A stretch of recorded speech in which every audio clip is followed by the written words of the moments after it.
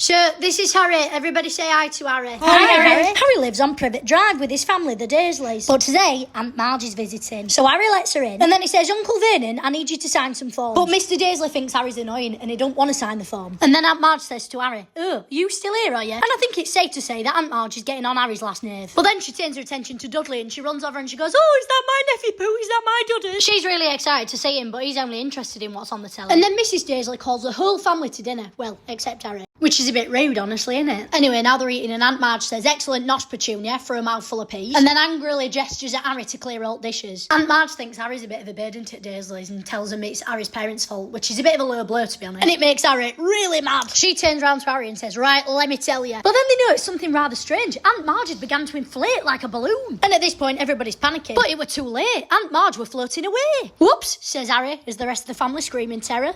That were a bit dramatic, weren't it?